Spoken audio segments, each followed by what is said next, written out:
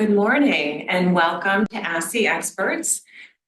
Thanks for joining us today. My name is Kim Fravel. I'm one of the two community liaisons here at Hospice of Southern Maine. And I'm here with Kimberly Mann, who is the other community liaison. And today we're really excited to introduce you to Terry Perkins Mitman, who is a Mainer and an author. And this is a little bit different Ask the Experts than we usually do. We usually have someone from Hospice of Southern Maine or an industry expert join us, but we wanted to have someone who'd experienced hospice services through Hospice of Southern Maine for a loved one come and join us and really give us a feeling of how hospice helped them. And Terry's mother suffered from Alzheimer's for quite some years, and we wanted to bring her here because we know Alzheimer's is very prevalent in our community because we always hear Maine is one of the oldest states in the union, and there is a lot of dementia in our area. And so we wanted to have her come in and talk with her a little bit, just have a nice conversation about how hospice helped her and her mother. And we've gotten some very thoughtful questions from you, so we appreciate that. And to start out, I just wanted to ask Terry to tell us a little bit about what prompted you to write your lovely book, Living is for Living, A Caregiver's Story. So I think I've always written as an outlet. It's just a way that I find comfort when I'm going through things that are hard for me. So early on, and even before I knew my mom had dementia, I was keeping note of what was happening. I was writing about things I was witnessing. And as we went along, when something arose, I would do research and I would write it down so that I'd have it to look back at. And the further we went along, the more I was accumulating and thinking, wow, I don't want this just to end with me. Like there's information here that maybe could be helpful to others. And I know they say one of the ways we process grief is by eventually finding meaning. And to me, I felt it was meaningful to share it. I was cautious at the beginning because to share my mom's journey in a way felt like an invasion of her privacy. So I had to balance how to do that. And I had a lot of conversations. Actually, my husband is the one that said to me, your mom would want you to be okay. And if sharing your journey helps you to be okay, she would want you to do it. And so then I started to blog about it, and I started getting so much feedback from people saying, wow, thank you, this is so helpful. And people who weren't even dealing with dementia, maybe somebody who had a child with an illness or all other different kinds of things. And it started to fuel me. And I started to feel less isolated. And it helped me to be more thoughtful about the care I was giving my mom. And it felt like it was helping others. Mm-hmm. Long story short, now it's several years later, and I still get calls sometimes from people saying, or emails where they're saying, I read your book and it really helped. And I feel like I'm very grateful. Mm-hmm. What a nice way to honor your mom. Yeah, I read it and I loved it. Thank you. And for anyone at the end, we will give you some resources of books and other things. And this will definitely be on a list that we'll send out to you because it's really helpful. It's written in such a understanding and loving way. And you can see the frustrations as well as the joys, and it really brings it into full scope. So I really appreciate you writing that. Thank you. We're going to try to go through all of the questions, or most of the questions. A few of them we will get to, and we'll send some answers out, provide some resources, just so you know. But some really great questions. There are. And the first question we're going to ask you is from Doris. And she says, at what point with Alzheimer's should you call hospice? So Doris, that's a great question. So with my mom, the first couple of years she was with us, we were in Wisconsin because that's where we were raising our family. And she had a couple of life-threatening illnesses that landed her in the hospital. And each time when she was let out of the hospital, it looked like maybe she wasn't going to survive, and she was referred to hospice. And those two times when the hospice person came to our house, I had, got my mom all ready for a visit. I had her dressed nicely, sitting in her chair by the window. And my mom, like, looked like she was doing fine. Mhm. And she wasn't admitted to hospice. And later, when we got her back to Maine and, really at the right time for her to receive hospice-like care, I think, she had a fall. And then hospice came. And this time I kind of had learned that I didn't need to try to turn my mom out. I needed for them to see my mom and where she was at. And so they came in and, I asked them, could you sit for a little bit and just kind of witness, and spending more time with my mom, they saw kind of the degree of the help she needed. Then the hospice worker actually the person who was evaluating went out to her car and sat for a bit and then came back in and saw my mom again. I think at that point, maybe I was helping her to the restroom, and she saw my mom's expression of pain. And so this time she was admitted, and my mom died 6 weeks later. I tell that story because my advice would be, if you think hospice would be a helpful resource, I would call and say, I don't know about the timing on this, but I'd love someone to come and check out the situation and help me to know, because I think it helped me to know that hospice would be there at some point when I needed that kind of help with my mom. And I think anytime we can get somebody who isn't just aware of our specific situation, our specific person, but knows the broader terrain of end of life stuff, it's just great comfort. So I guess my thing is, if you're thinking, call and ask, because there are Medicare guidelines, which there's lists of that, but I wouldn't have been able to evaluate that. And that's an important thing that we always tell people when they call and they're not sure is, we'll just send someone out to talk to you. We'll just send someone out to see what's going on, to take some observations, and maybe it doesn't turn into an admission, but it might turn into something else, some other support, or just to let you know that we'll check back in a few weeks, we'll check back in a month.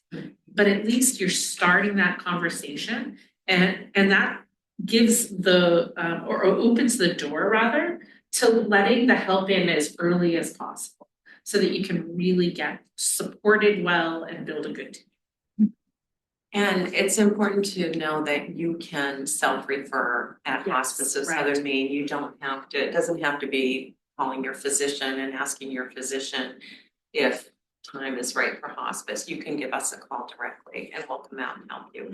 And we were also talking about, just a sidebar, we were talking about a program that we have called Care and Comfort, that if someone comes out and does an assessment and the prognosis for hospice is 6 months, but say it looks more like a 12-month prognosis, we do have a program, Care and Comfort, that will give you the support of a volunteer, as well as some discussions with a chaplain and a social worker and a bereavement counselor for any kind of anticipatory grief. So we do like to pair people with support as early as possible. And that also gives you someone who can kind of keep an eye on how things are going, and when things aren't changing, can get hospice in sooner rather than later, because it is hard to make those decisions yourself. It's not always obvious, and sometimes you're too close to the person to see the changes that might be happening.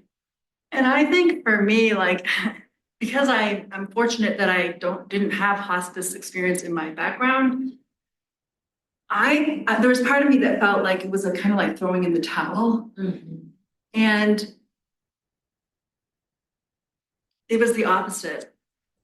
When hospice eventually came to help us care for my mom, it empowered us to give her the best care all the way through. And I think the sooner a person can get educated about what that looks like, the better it is to be prepared. Because we were kind of in an emergent situation. My mom had fallen, she was in pain, we were, it was dire when the person came in. And that was the route that she took. I mean, everybody goes in different ways, but I think that it's not throwing in the towel, it's like learning, getting ready to do what you gotta do. It's so funny because we say that hospice isn't about giving up, it's about taking charge. So it's not like we planted that with you, but we didn't. That's right. We didn't. So it's nice to know that you feel that way, seriously. Well, here's a kind of practical question submitted by Christina. What did you do about nutrition before hospice was involved and during hospice? I know people's hunger drive can decrease. So that was the question. And we thought it's a really good question to ask because the answer maybe is shifting your perspective some. Yeah, so Christina, when my mom before my mom came to live with us, my mother always sat down. I love the fact that she did this because it's not a habit I have, but when she was widowed, she lived alone, she would spend time making herself a nice dinner. If I called her around dinner time, she'd say, I'm about to sit down to dinner. I'll call you back in a half hour. And then she would sit down at the table with her dog Cinnamon nearby, and she would eat, a healthy, balanced meal that she had taken time preparing. So when my mom came to live with us, when it became clear my mom was no longer able to live alone safely, she had lost weight. I think she was forgetting to eat. So when she came to live with us, initially my goal was to continue to provide what food meant to her: healthy meals, companionship, time and place. And so for quite a stretch, that's how we fed her. As her taste changed a little bit, she got kind of more simplified tastes, like love peanut butter and jelly, scrambled eggs, just easier things to eat. We had the same kind of practice around food, but we kind of changed the foods so that and we were still tracking to make sure she was eating nutritionally. When hospice came, by then she wasn't really eating very well. It was hard to get water into her. And I was kind of doing cartwheels trying to figure out how to feed her and tracking. And we were constantly trying to get her to eat foods. Well, when hospice came and the nurse Nancy, who was amazing, she helped me to understand that we were no longer at a place where I was guiding my mom through healthy daily practices. It was now time for us to pay attention to where my mom was at and kind of follow her lead. And so at that point, we really changed. We still offered her foods I knew she liked, but if she just took a mouthful, that was enough.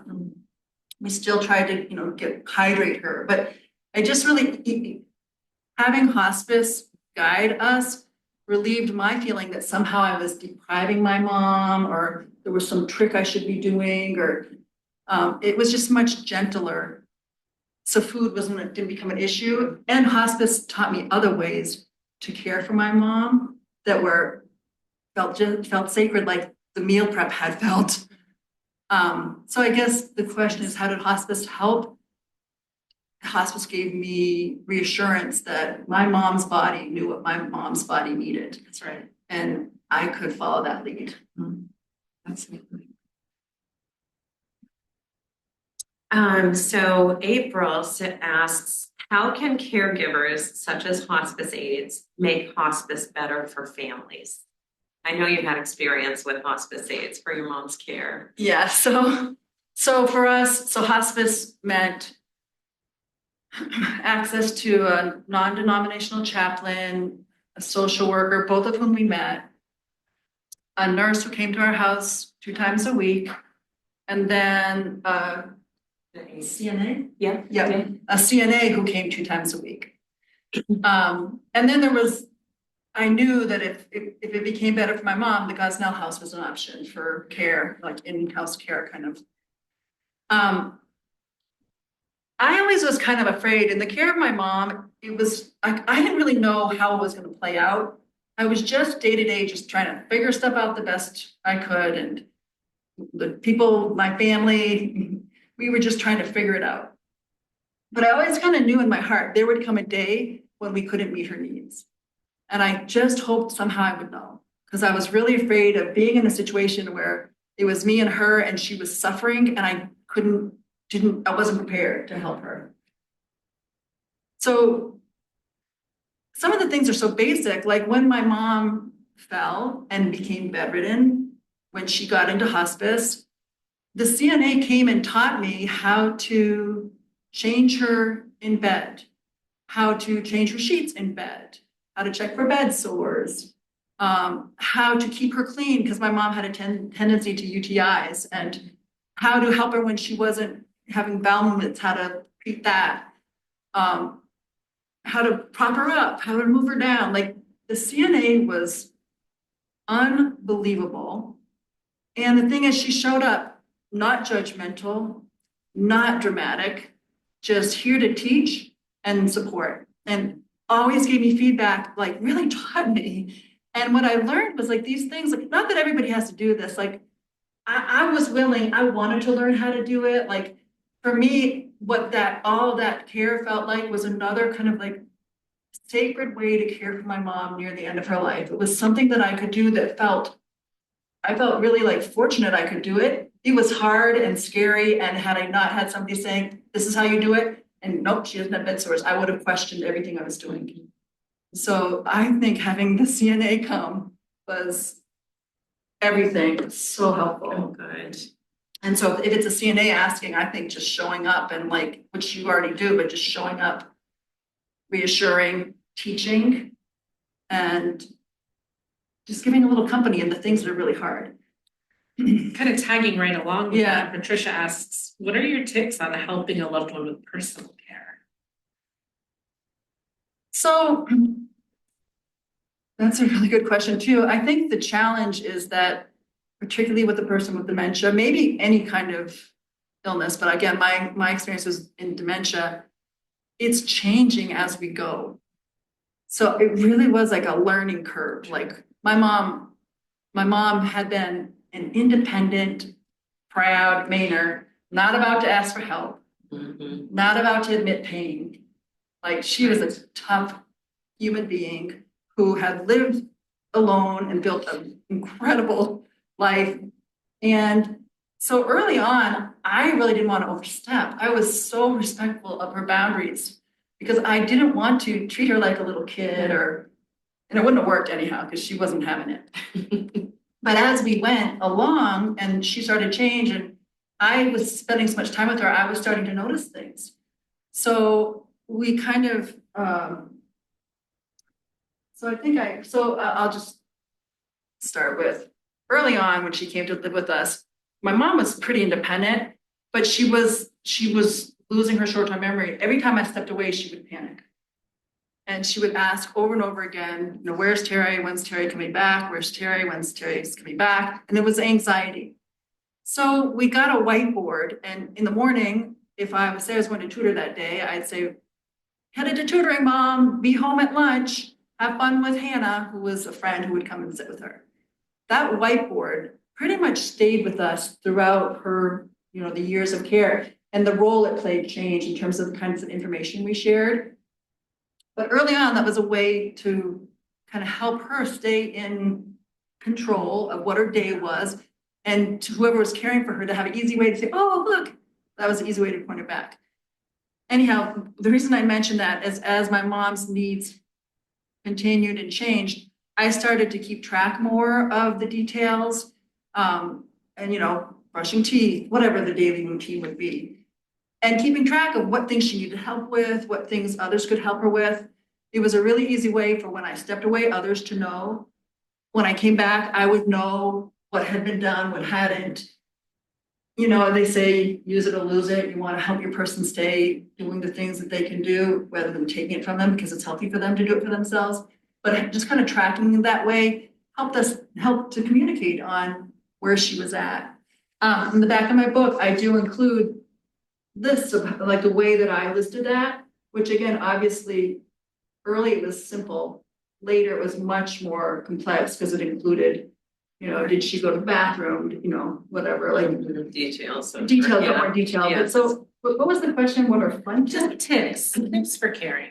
Tips for caring? I think it was just keeping track of, what, providing her ways to stay in charge of what she was doing. It's a great point. Yeah. It allows her to really keep some of that control Yeah. when she probably feels like she's losing so much of it, right? Yeah. Yep. Yeah. And it's another, really, it's all about quality time. Like doing daily care becomes quality time, like, Mhm. Does, even though it can be hard, particularly when you're as a caregiver balancing all kinds of other stuff. it's kind of the contact we have. It's the way we can nurture our person. I think it was when we were talking in advance about your kind of your schedule and your appointments. Can you talk a little bit about that? Like, so your mother and you had something to look forward to? Oh, yeah. Okay, so kind of in line with that, early on, as I was trying to get a handle on what my mom's needs were and how we were going to do it, I, kind of came up with a health, daily routine, how to kind of keep a healthy daily routine. But I knew one thing that was important to me was that I was her caregiver, but I was also her daughter. And for her benefit and for mine, I knew it was important to have some fun too, or have something to spice it up so that it wasn't always just doing the stuff on the list. So I don't remember exactly where it came from, but I had an idea to do like an invite a day. So in the morning, as breakfast, I would come up with an invitation, and it could be something really simple, like, walk around the neighborhood in her wheelchair. But I would do it as an invitation, Mom, today I want to invite you to go on a walk. Or it might be our daughter was taking care of my foster kitty up in her room upstairs. The stairs were a challenge for my mom, but it was also a healthy challenge. So it might be, today I want to invite you to go up to Sienna's room and see her kitten. And that would be like an activity we would do, It's just something different. That's so great. It was really I love simple, that. but I love that so much. it was fun, She probably was looked forward to it. Did it become regular enough in the beginning when she could? I don't know that she would ever know it. I think a lot of the times I was intentional. She wouldn't have necessarily known it, but I think she was just a gamer. She was like, even if we were going to a doctor's appointment, that could be the invited day. Yeah. Like I'd invite her for an ice cream cone after, like Right. it wasn't like because the reality is, again, we all have busy, full lives.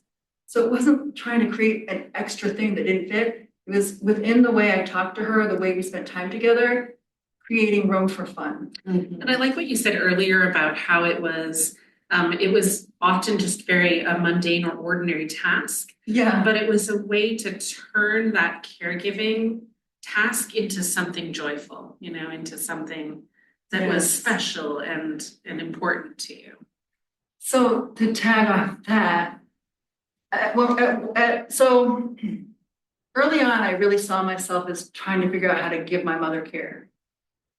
And at one point we were at the doctor, and the doctor was trying to understand my mom and asking her what kinds of things she liked to do. And my mom said, well, I like to play Terry's game. And I was like, wow, like I'm depriving her of, like I could reframe how I'm talking to her to let her take care of me too. So like if my mom wants to help fold a thing of laundry, I'm not making my elderly mom who can't remember stuff fold my laundry. I'm letting her take care of me, and as we're doing it, expressing that, and at night I can say, Mom, thanks for folding my laundry today, or I can still acknowledge in her playing my game. It was still going both ways, just in different ways. That's kind of a aside, but No, but that's great. That's that independence too. And Yeah. she was, you're right. Yeah, yeah. She got some joy in that. And yeah. Yeah. Yeah. Yeah. So that kind of dovetails a little bit with this question, which you can answer it a couple different ways, but I'm very interested in how you prevented caregiver burnout. But the question from Stacy is, what are the best practices for engagement of the caregiver with your hospice team while balancing and preventing caregiver burnout? So I think that, obviously caregiver burnout is a thing. And when you're the caregiver in it, I remember like one of the most annoying things to me was when somebody said to me, make sure you take care of yourself. Because I'd be like, I understand the importance of taking care of myself. It feels like an impossible thing to do that too. Yeah, right. One more thing to do. It's gonna have to wait. Yeah. But being on this side of my mom's care, it is everything. Like I needed to, well, also because I probably have a genetic, there's a chance I could get Alzheimer's too. A lot of the things we do for self-care help us to stay healthy and strong and fight off things like dementia. So there's like that benefit, personal benefit, but also it helped me to show up for my mom. I also had other family, I had kids that were home, spouse. So I knew that in order to care for my mom, I needed to stay balanced. And I knew that to stay balanced, that meant sleeping well or sleeping some, eating well, exercising, practicing faith, finding community. And that's largely, caregiving can be so isolating because we each have our own story we're dealing with. But part for me, like the blogging and sharing my experience brought me so much community support. So caregiver burnout, that helped me, and it ebbed and flowed, like there were times I did feel like, I don't know, when we're in this role, we don't know how long, we don't want it to end, but we also don't know how long we will survive it. But so I think the question was how hospice workers would support caregiver burnout. I think what helped me was when the hospice people showed up, they saw me where I was at, they asked me where I was at, they gave me information that I needed, and they said, you're doing a great job. And we'll tell you when she needs something different than you can give her. And that kind of set me free. Very reassuring. Yeah, super reassuring. It reduces the anxiety for you.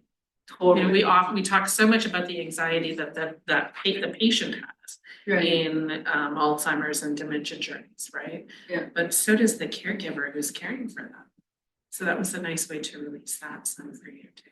Yeah. And the other thing, I know you didn't have a volunteer because your mom wasn't on hospice that long, but that, to me, that's a really good role that they can play, is that a volunteer can go and sit with a patient and then you can go play basketball or, go for a walk, take the dog for a walk, or, the other option is a lot of people think of Gosnell House as just where you go when pain and symptoms can't be managed, but also during each certification period, which your mom was just on her first. Yeah. But there's a week, 5 days that the patient can go there and be taken care of if there's room. Sometimes there's not room because we're too busy taking care of acute cases, but they can go there, be taken care of, that people don't have to worry about the type of care they're getting. They don't have to worry about the cost. It's covered by insurance. And then you can maybe take a little break or go to appointments you need to go to or sleep, whatever it might be. So those other things that I know your mom wasn't on for that long, but those other things do come with the hospice benefit that I just want to make sure people knew were available. We had a question from Jade about what were some of the best things that the nurses or the staff did to help you or your family members even during the time that your mom was on service with us. So one thing I wanted to say was that sometimes when I talk, I'm not trying to minimize what this really is or make light of it or say, oh, let's have a fun invited day. Like, this is really hard. It's heartbreaking, as we know, because we're losing our person slowly. And even in that, I still wanted to show up and love her every day. I didn't want her life to be a grieving. I grieved, but I didn't want her life to be all sadness and loss. I wanted her life to still be her life, So I just wanted to mention that because I understand, like, this is hard in all different ways. And it gets harder as you go along the way. And it also gets harder for other people or family members to know how to help because the needs a person gets can get more intense. And so more can land on, like, I was doing more of her care because I was the one that went in the bathroom with her. I was the one that could change her, anyhow. So I also want to mention, I'm really lucky that I have a husband that was so supportive, kids, adult kids who were so supportive. I had some caregivers that we hired to come to our house so I could go do some of this care. So I was really fortunate that I had the help I had. I also was 24/7 caring for my mom by the end with this help. When the nurse, the question was the nurse? Or the team. Or the team. And supported you or your family. So what the team did when they showed up was they came at a time when things had shifted. And my mother was now at a place where she was feeling pain. Her body really was changing dramatically. And they showed up and taught me how to care for her, which my family needed. Like my family was worried about me. You know, my husband was worried about my well-being. So me learning from how to do this and having that support helped our whole system, you know, because it just helped us, you know, be able to do what my mom needed. And I truly feel that because of hospice, and it wasn't like, I mean, it wasn't like hospice came in, looked at my health and took care of my mom. Right, I was right. still taking care of my Yeah. mom, but just having this, them show up like 2 days a week with the CNA, 2 days a week with the nurse, it was everything. It really equipped me to stay in the role I had played and that I wanted to play as long as it was the best option for my mom. And the nurse would constantly say, I'd say, you're gonna tell me, right, when this isn't the right choice. And she would come and say, your mom is peaceful.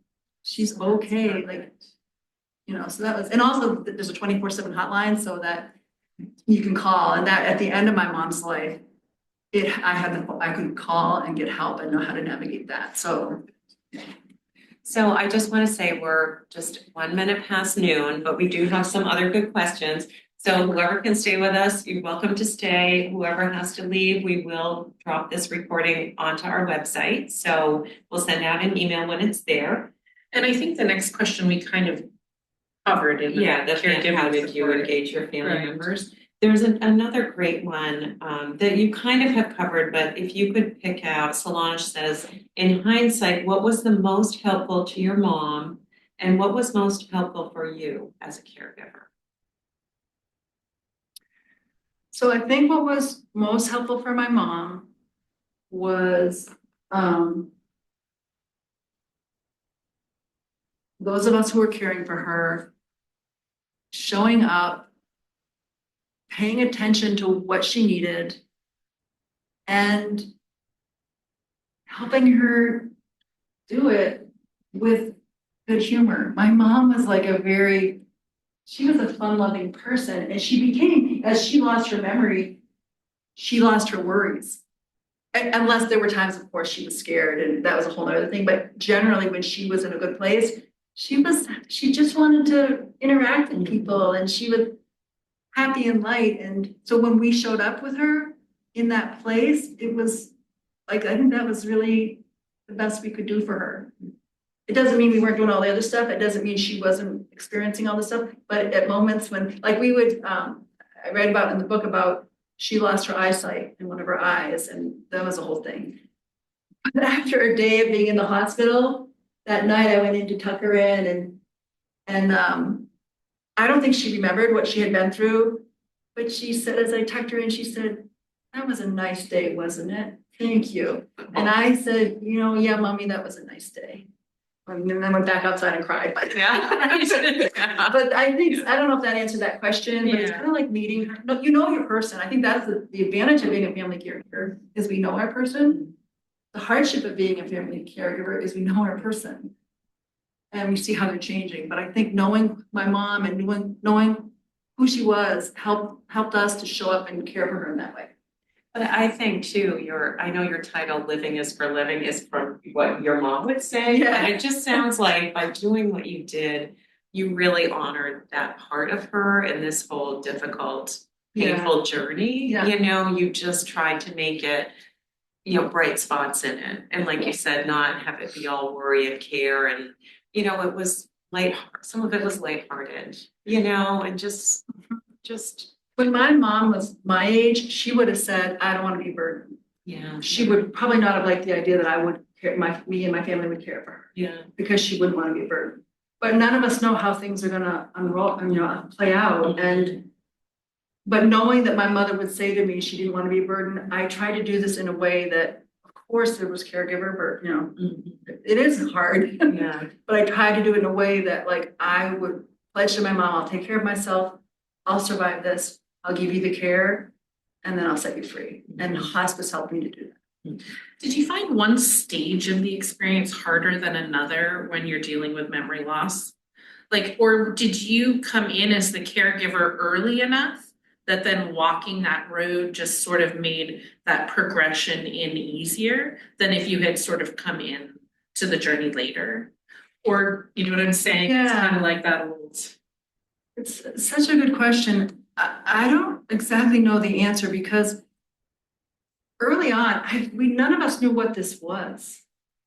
And early on, there's the issues of like driving, medicines, all the realities, living alone.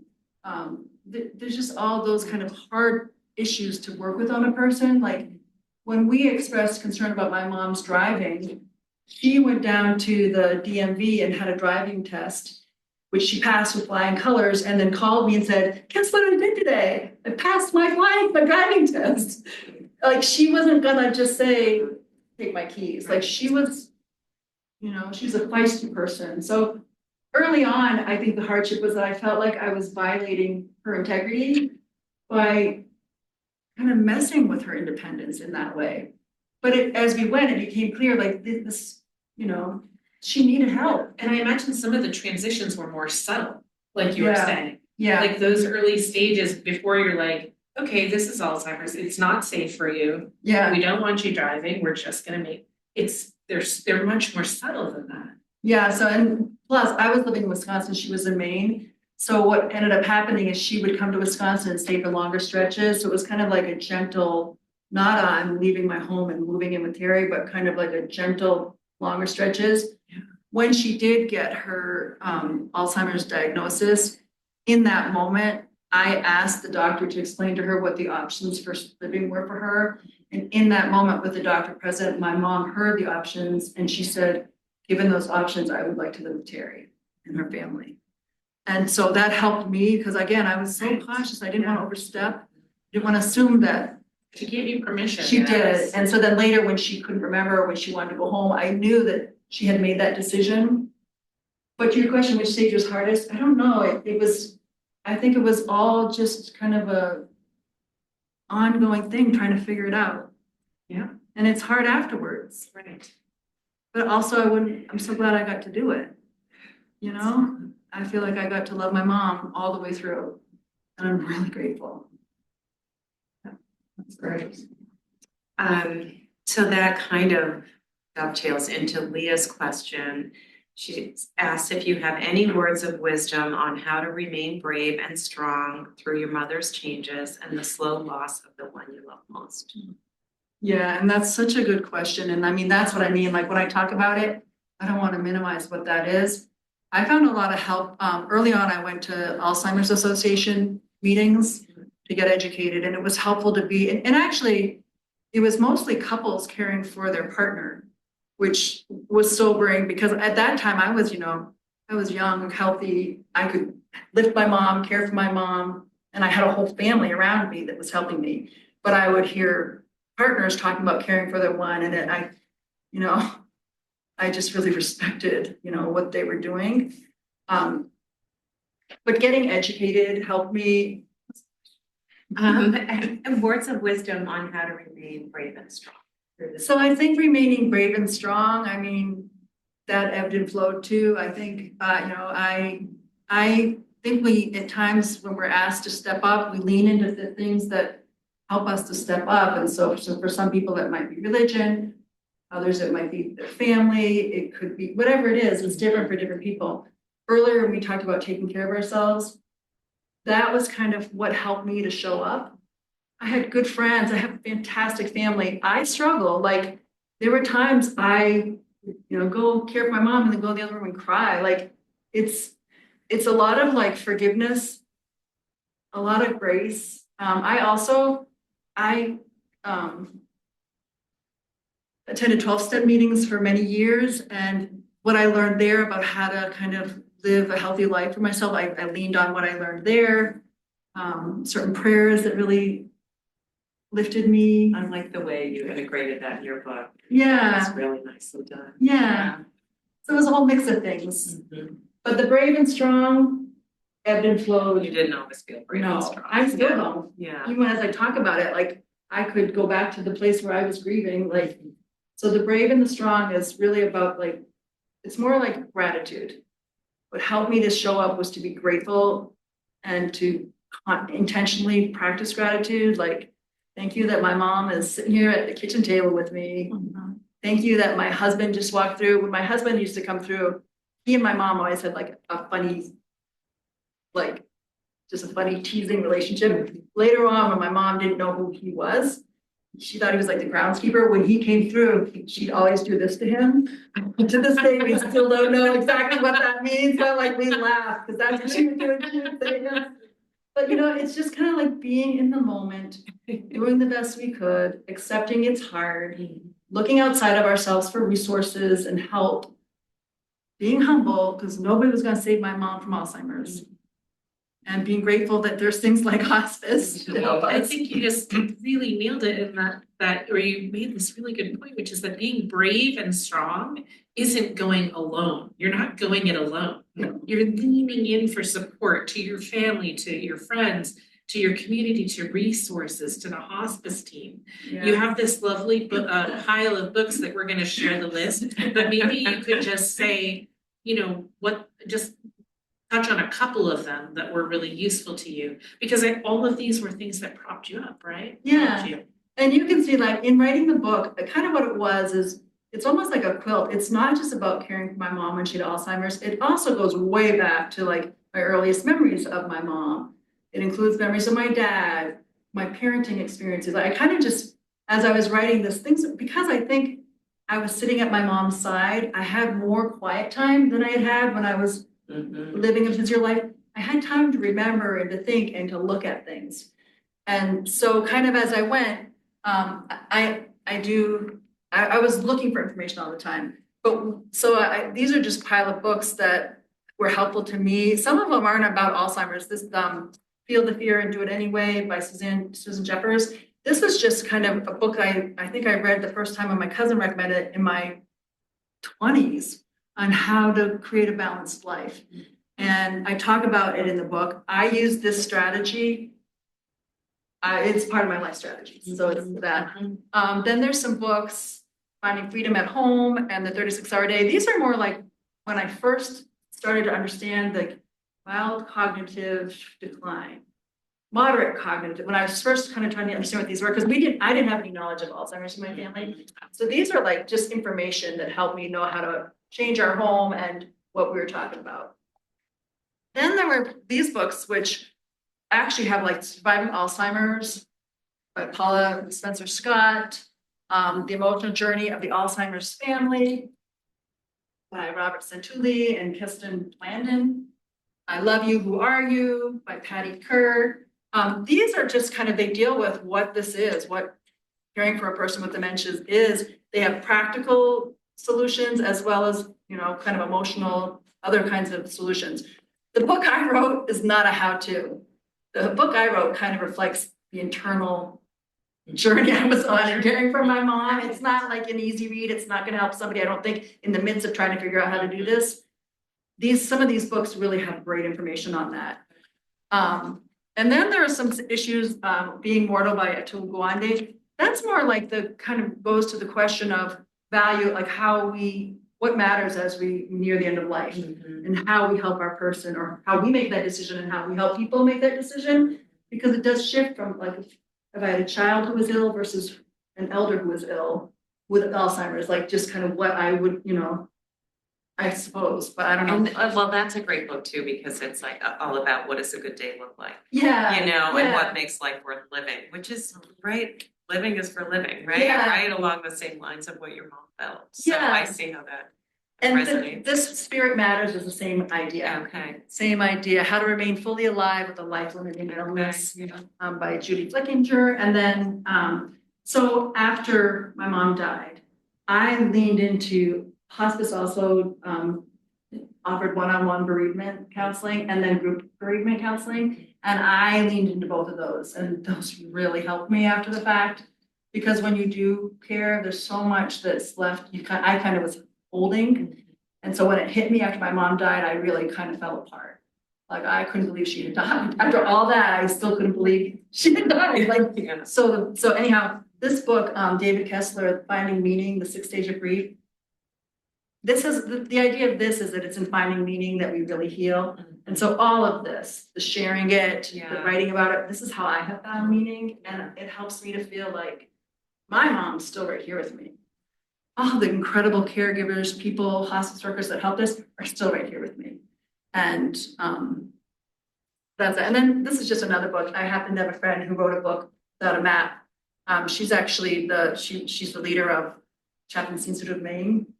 She was my advisor when I was studying interfaith ministry. And I had no idea when I met her that she also had cared for a dad with Alzheimer's. So the fact that we had this path, and so this was another kind of look, kind of similar, explaining just the journey of a loved one who has dementia. Yeah, sorry. No, that's great. And we will share this list with you. And just because you touched on bereavement, I also wanted to point out that we do have a lending library in our bereavement department here. So and we support anyone regardless if they had a loved one who passed with us or not. So understand that that's a resource as well. If anyone out there feels like they would appreciate some of that help. Just quickly check to see if there were any questions that came in the chat. If there's anything you'd like to ask while we're here quickly right before we end, feel free to drop it in the chat. And in the meantime, well, thank you so much for joining us. Thanks for the And opportunity. just for sharing the joyous part of your journey, because it's hard work, but lovely work, right? And it is, like I said at the start, I always feel like we're talking about how helpful we are to people, but to hear from someone who went through it with us, that it was really helpful in the way that you found it helpful, I think will add to how we can communicate. So your journey and your healing will resonate with us as we talk to other people. Right. So, because it's really hearing from people who go through it and who are willing to share. And we really appreciate that because there are a lot of people who it's too raw, it's too fresh, and they just can't do it. But the fact you're putting it out in the world is really, really helpful. And I think it will live on our website. And I think it will be helpful for a lot of people, seriously. So thank you so much. Thank you for being here today. And thank you to everyone who joined us. We'll get this posted so that you can share it with others. And we'll be sure to post the resources on the website as well. So thanks for coming today. Have a great day. Thank you. Thank you so much.